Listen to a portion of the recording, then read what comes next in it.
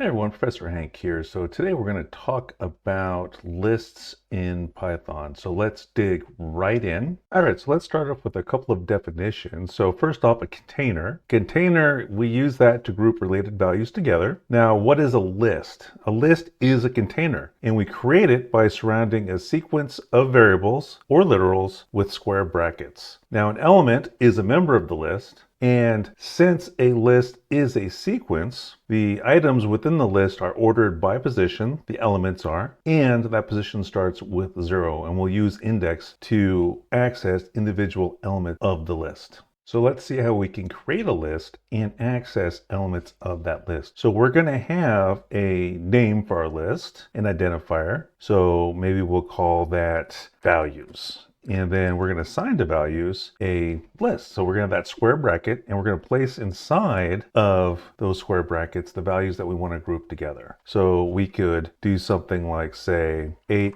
6, 4, 7, and then maybe we want to store characters F and U, right? So we do that. We've got a list that has 6 elements in it, and I can print out the contents of that list by just passing it as an argument, and then I'll go ahead and run that, and you'll see there's the contents of our list. Now, if I want to access an individual element of that list, remember that they are ordered, and each position has an index that goes with it. We start at 0, so the first element is 0, the second is 1, the third is 2, the fourth is 3, and so on. So if I wanted to print out the element at index 3, I could do something like this. I could say print values, and then I use those square brackets again, and then I put the index number in there for the element that I want to access. So when I run this, you can see there is the 7 right there. Additionally, I could place variables in my list as well. So I could do something like this. I could say, make a list called foo, and maybe I've got some variables up here, A, and I assigned A 1 and B, say,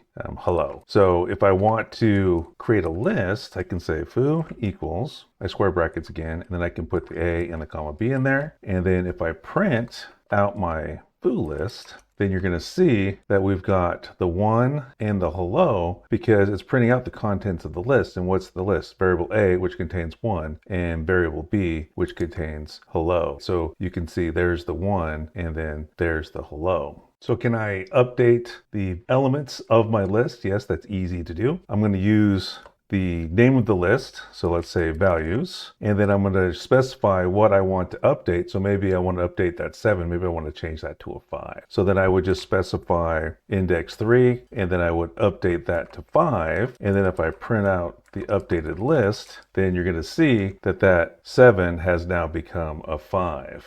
So now how can I add and remove values to lists? Well, we have a couple of functions that we can use. And let's say that I created an empty list, and you can do that. So I'll create something called bar here, an identifier for an empty list. So if I do that, that does create a list. It's just that there's nothing in it. So you can have an empty list. So if I print it out, then we're going to see, that it's empty right there. Okay. Now, if I wanted to add something to that list, then what I'm going to do is I'm going to use this function called append. So I can do something like this. I can say bar.append and say I want to add 8 to my list. Well, if I do that, then 8's going to get added on to the end of the list. That's what append means. And then I could append another value. So 8 will be at the front of the list, and then 7 will be at the end of the list. So if I print out my list, then you're going to see there's the 8 and the 7. And so I can add as many values as I want. So let's say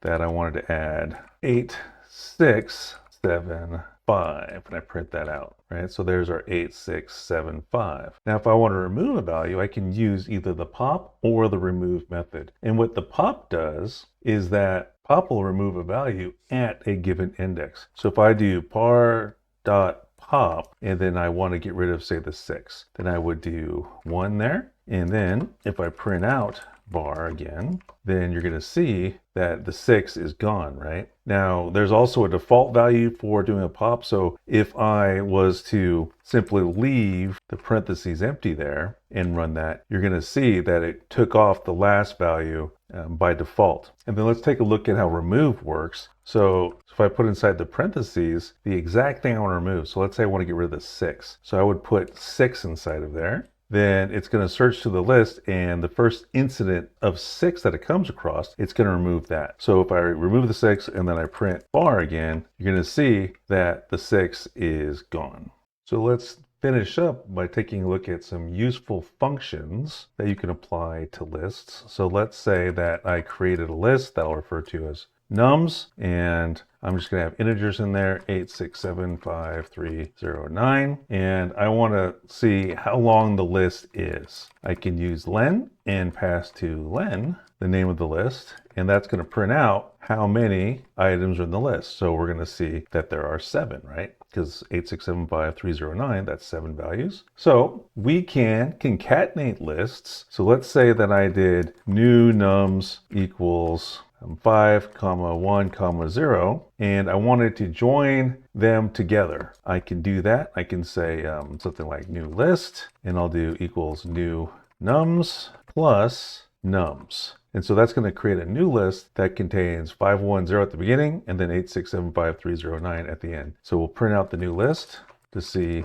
that updated. So you can see, there we go. We can do concatenation with lists. If we want to find out what the minimum value is in the list, then we can use the min function, and we pass to it the name of the list. So new list, and that'll tell us what the smallest value is in that list. So see here, 0, that's true because the smallest number in the list is 0. And since we've got a min function, you can imagine that we've got a max function as well. So let's see an example of that. So max, so the biggest number is 9. And then we've got a sum function. So that'll sum up all of the values in the list if they can be summed up, if they can be added. So this will work only for numbers. So if I find out the sum of my new list here, it's going to be the sum of 5, 1, 0, 8, 6, 7, 5, 3, 0, and 9. We're going to add all those up, and we're going to see that the sum is 44 for those values. So I can use function index, and if I do something like this, new list dot index, and I specify what value I'm looking for. So let's say I'm looking for the 7. That's going to tell me what the index is of the 7 in new list. I remember new list is a concatenation of new nums and nums. So it's going to be 0, 1, 2, 3, 4, 5. So 7 should be at 5. If we print that, our index function will tell us that 7 is at index 5. And that's what we got there. Finally, we'll look at list count, and if we do something like this, and we say count, and we specify an argument here, it'll count how many times this value occurs within the list. Now, since new list is a concatenation of these two, if we look for 0, it should return 2 because there are 2 zeros in our list. So I'll just go ahead and print that out, and then we'll see 2 because we got 2 items in our list. So that's everything that I have for you in this video. I hope you found it was useful. And as usual, if you're a student of mine and you have questions about any of the content in this video or any of the other videos in our courses, feel free to stop by our online Zoom office hours or email me via Canvas. Thanks for watching, and we'll see you next time.